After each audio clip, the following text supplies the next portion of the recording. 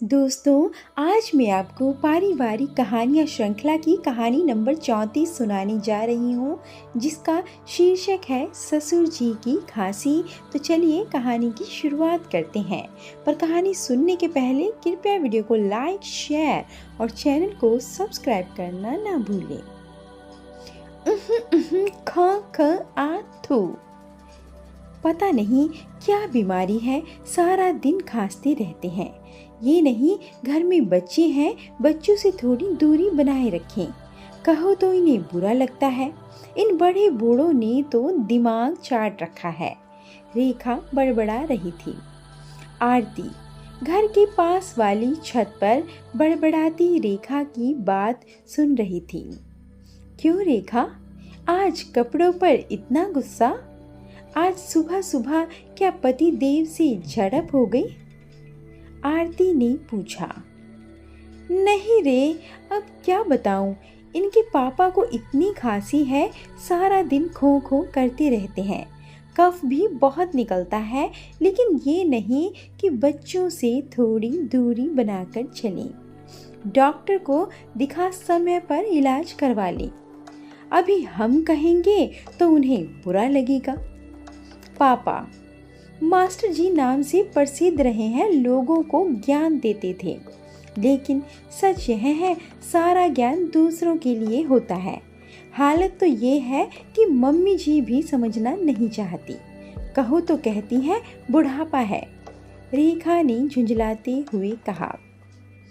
हाँ, सही कहती हो रेखा, इस उम्र के लोगों को मैंने अक्सर खांसते हुए देखा है। कहते हैं बढ़ती उम्र में खांसी अक्सर हो जाती है। आरती ने जवाब में कहा। सही है, लेकिन सावधानी तो रखनी चाहिए ना। छोटे छोटे बच्चे हैं, जल्दी इन्फेक्शन होता है। मेरे पापा को देखो, हर बात को इतनी गंभीरता से लेते हैं। कहते हैं कल को बच्चे परेशान हो, उससे पहले समय पर इलाज करवा लें। ये कहकर रेखा चली गई। अब पिताजी की खांसी जी का जंजाल बन चुकी थी। बहुत समय बाद मास्टर जी वे उनकी धर्मपत्नी छत पर बैठे थे। जैसे ही उन्हें खांसी आती, पत्नी पीठ व छाती मसल बार बार हिदायत देती। सुनो, थोड़ा रोकने की कोशिश करो, हाथ आगे क्यों नहीं लगाते? मास्टर जी की खांसी के अलावा कोई भी आवाज नीचे से सुनाई नहीं देती थी।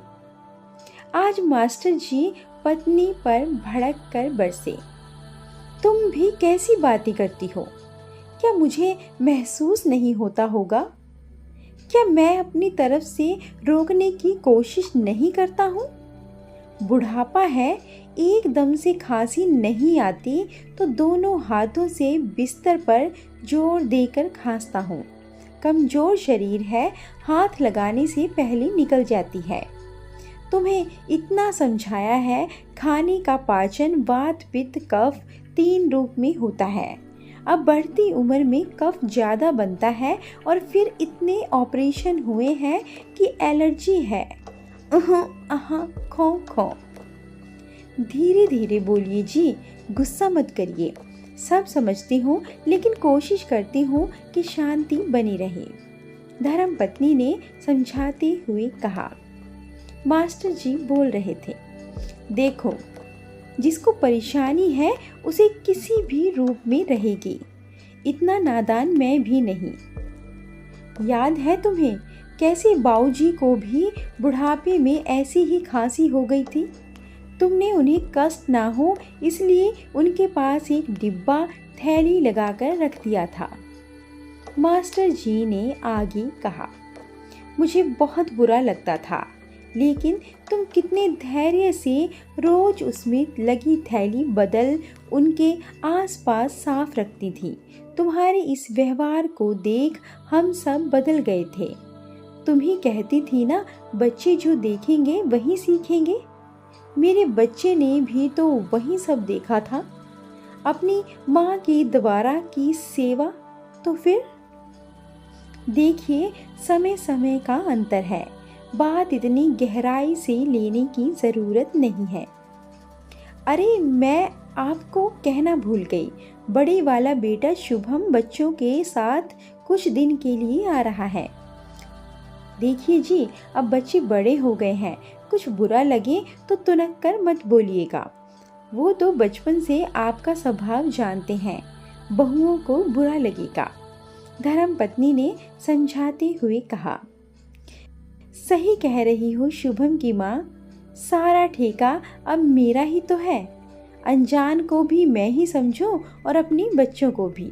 पूरी कोशिश करूँगा मेरी वजह से किसी को कोई कष्ट ना हो, मास्टर जी ने कहा। छोड़ो जी, क्यों हर वक्त कुड़कुड़ाते रहते हो? आप ही के बच्चे हैं, क्या बुरा मानना। आप मौका ही मत देना किसी को कुछ बोलने का, धर्मपत्नी हंसते हुए बोली। समझ रहा हूँ तुम्हें भी और तुम्हारे इशारे भी। शुभम की बिटिया 6-7 महीने की हो गई, उसे कुछ दिया भी नहीं। ऐसा करो उसके लिए कुछ ले भी आना, मास्टर जी बोले। आज शुभम आने वाला था। माँ ने उसकी पसंद का हलवा बनाया। रेखा छोटी बहू जुबान की थोड़ी कड़वी थी। माता पिता के सामान्य क्रियाकलाप में भी हर बात तुनक कर बोल देना उसकी आदत में आ चुका था। आज मास्टर जी को सुबह से ही तेज खांसी थी। कमरे से लगातार खांसने की आवाज़ आ रही थी। टिंग टोंग दरवाजे की घंटी बजी। सुनो, देखो, उठो, दरवाजे पर शायद बच्चे आ गए हैं। जाती हूँ जी।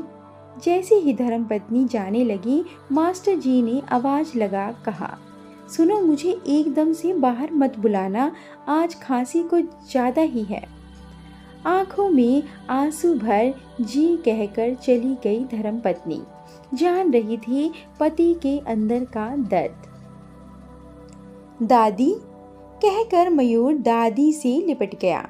दादी, आप कहानी सुनाओगी ना? अब मैं आप ही के साथ सोया करूँगा। आप मुझे पापा के बचपन की बातें भी बताना। और भी न जाने क्या क्या उसकी फरमाइशें ख़त्म होने का नाम नहीं ले रही थी। दादा कहाँ हैं? आएंगे बेटा, बैठ कहकर माँ ने थोड़ा वक्त बिता दिया। बड़ी बहू ने बच्ची को माँ की गोद में रख दिया। बिल्कुल अपने पापा पर गई है ये भी बचपन में ऐसा ही था, बिल्कुल शांत और सजीला। नाक बिल्कुल अपने पापा जैसी है। थोड़ी देर में दोनों बेटे बहू सब साथ थे। हंसी के ठहाके लग रहे थे, लेकिन बड़ी बहू का मन पापा की अनुपस्थिति को महसूस कर रहा था। बड़ी बहू ने माँ को पूछा, माँ, पापा ठीक है ना? उन्हें तो सबके साथ बैठना अच्छा लगता है, तो आज फिर? कोई चिंता की बात नहीं बेटा, कमरे में हैं, थोड़ी खांसी तेज थी तो। बहू बेटा छोटी बिटिया को ले पिताजी से मिलाए। दिन हंसी खुशी में बीत रहा था। रसोई में खड़ी जेठानी से छोटी बहू रेखा बोली, वैसे तो मम्मी जी की कमर में दर्द रहता है, लेकिन आज लाडला बेटा आ रहा था तो हलवा कैसे ना बनाती? हमें तो कभी बनाकर नहीं खिलाया।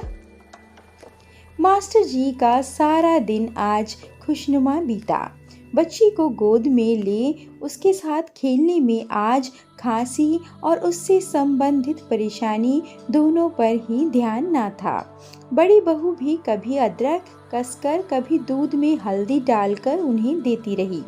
रात को सोते समय खांसी का धसका उठा तो बेटा भाग कर आया और पिताजी को जिद कर भाप दिलवाई, जिससे कफ से थोड़ी राहत मिली और वो पूरी रात चैन से सो पाए। छोटी व्यंग्य में पीछे कैसी रहती। क्या बात, कल आप लोग क्या आए? पापा तो चैन की नींद सो गए। एक एक कर दिन बीतने लगे। छोटी बीच बीच में अपनी भड़ास निकाल लेती। दीदी, पता नहीं आप कैसे सहन कर लेती हो, हम तो पूरी रात आंखों में गुजारते हैं।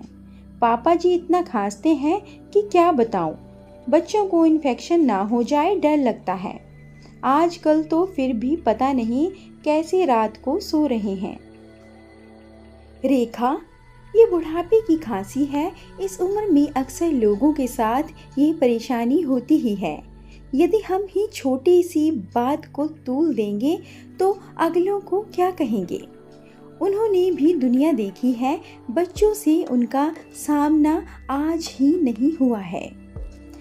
कुछ दिन रहकर बड़े बेटा बहू चले गए। आज रेखा कुछ परेशान सी लग रही थी। फोन पर अपने भाई से बात करते हुए रेखा बोली, हेलो, आप कैसे हैं पापा? अच्छा, यहाँ आ रहे हो? हाँ, ले आओ। नहीं, मेरे घर में नहीं, बहुत मुश्किल हो जाएगी। माँ ने चिंता देख पूछा, रेखा क्या बात है, कुछ परेशानी? रेखा बोली, पापा की तबीयत ठीक नहीं, दिखाने यहाँ आ रहे हैं। मैंने कह दिया कि हमारे यहाँ जगह नहीं। ये तो बहुत गलत किया तुमने। अपना घर होते हुए वो बाहर इंतज़ाम करेंगे। माँ बोली, लेकिन मम्मी वो बीमार है।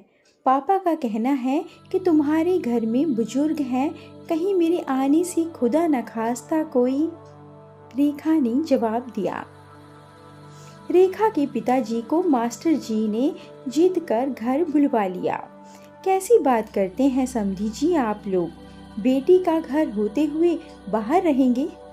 यदि हम साथ ना होते तो रेखा क्या आपको बाहर रहने देती। अब रेखा के माता पिता वे सास ससुर घंटों बातों में लगे रहते। रात रात भर जब उन्हें परेशानी होती तो बेटी से पहले ससुर जी पहुंच उन्हें अपने अनुभव सुना मोरल सपोर्ट देते। डॉक्टर का कहना था हार्ट के ऑपरेशन के बाद अक्सर सूखी खांसी छूट जाती है। चिंता की कोई बात नहीं। रेखा ने देखा जब से उसके माता पिता आए हैं ससुर जी उनकी सेवा में अपनी परेशानी भूल गए। चारों घंटों गप्पे लगाते। रेखा को बहुत शर्मिंदगी महसूस हो रही थी। एक दिन सास के पास जाकर बोली, माँ मुझे माफ़ कर दो। कहते हैं ना, जब तकलीफ खुद को हो तब समझ आती है। मैंने आप लोगों के साथ गलत व्यवहार किया, तब भी मेरे पापा की तकलीफ में आप लोगों ने पूरा साथ दिया। मैं अपने किए पर शर्मिंदा हूँ माँ। समझ सकती हूँ ये खांसी महज बीमारी ही नहीं, अपनों के साथ ना होने का संकेत है। जहाँ सब साथ होते हैं वहाँ बिना तकलीफ चुटकियों में आकर चली भी जाती है। खुद को गलत मत समझो रेखा, तुम माँ हो इसलिए बच्चों की चिंता होना स्वाभाविक है।